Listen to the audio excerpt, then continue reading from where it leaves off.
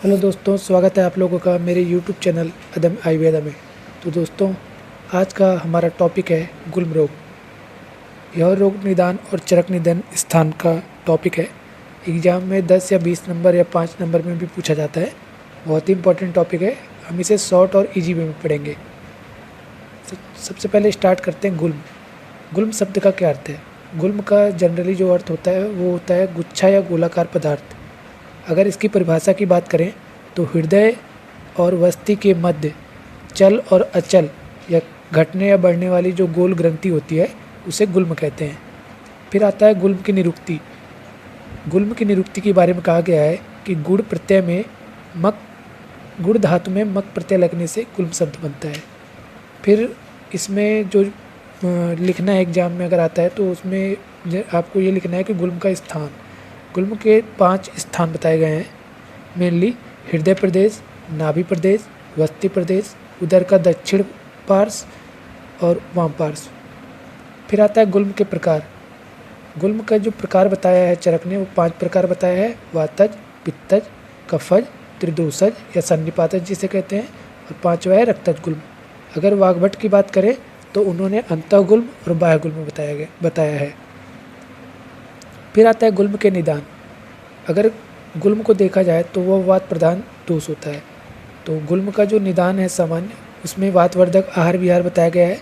वातवर्धक आहार में जैसे रुक्ष, कटु, तिक्त, कषाय आहार का सेवन करना, और वातवर्धक विहार में जैसे शंका, भय, चिंता, क्रोध इत्यादि करने से गुल्म होता है। फिर आता है गुल्म की संप्राप्ति। गुल्म की संप्राप्ति के बारे में बताया गया है कि जब हम वातवर्धक आहार विहार लेते हैं तो शरीर में स्थित वात दोष प्रकोपित हो जाता है, जिससे कि जो शरीर के प्राकृतिक मार्ग होते हैं उनमें अवरोध उत्पन्न हो जाता है, जिसकी कारण गुल्म उत्पन्न होता है। फिर आता है गुल्म के पूर्व रूप। गुल्म के पूर्व रूप कौन कौन से हैं? तो उसमें पहला है डकार आना, दूसरा है मल अवरोध, तीसरा है उदर में वायु भरना, चौथा है पेट का भारी होना। फिर आता है गुल्म के लक्षण। गुल्म के जो सामान्य लक्षण बताए गए हैं उसमें है अरुचि, मल और मूत्र का अवरोध, आन। फिर यहाँ पे मैंने आपको बताया, पहले ही बता रखा है कि वाग्भट ने गुल्म के 2 भेद माने हैं: अंतः गुल्म और बाह्य गुल्म।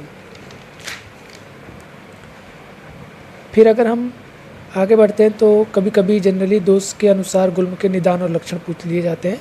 तो गुल्म के जैसे हमने 5 प्रकार पढ़े हैं: वातज, पित्तज, कफज, सन्निपातज या जिसे त्रिदोषज कहते हैं, और लास्ट रक्तज गुल्म।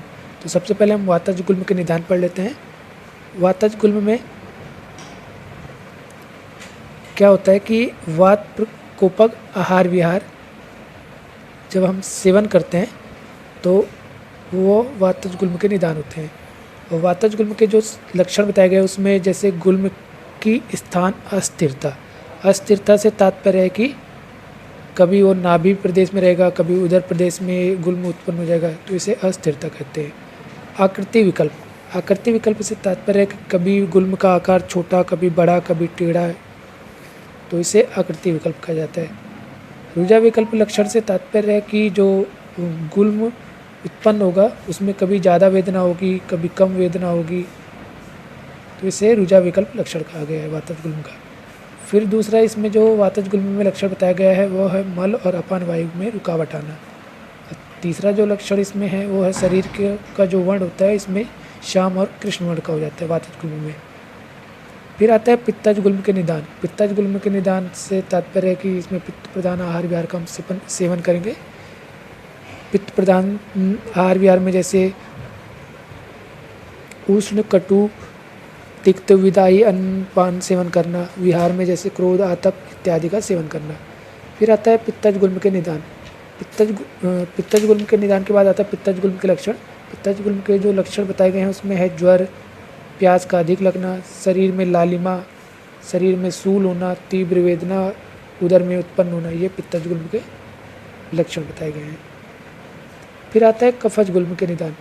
कफज गुल्म के निदान में हमें कफज आहार विहार का अत्यधिक सेवन करना, जैसे कफज गुल्म के आहार में जैसे स्निग्ध, गुरु, शीत आदि पदार्थों का अधिक सेवन करना, ये सब कफज गुल्म के निदान बताया गया है। फिर आता है कफज गुल्म के लक्षण।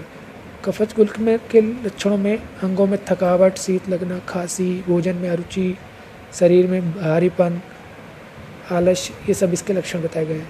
फिर त्रिदोषज गुल्म के निदान, गुल्म के निदान के जो लक्षण बताए गए हैं, जो वातज पित्तज कफत तीनों के जो निदान होते हैं उनका सेवन करने से वातज गुल्म होता है।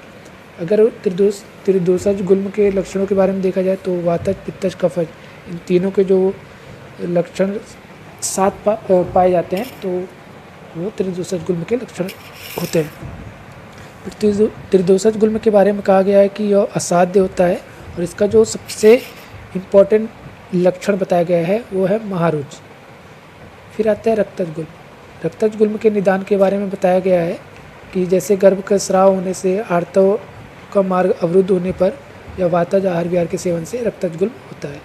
फिर आता है रक्तज गुल्म के लक्षण। रक्तज गुल्म के जो इम्पोर्टेंट लक्षण बताए गए हैं उसमें है जो गुल्म होता है वो स्पंदन करते हुए शरीर में पीड़ा करता है और मुख में पांडुता आना या पैरों में जो सोत, ये सब रक्तज गुल्म के समान लक्षण हैं।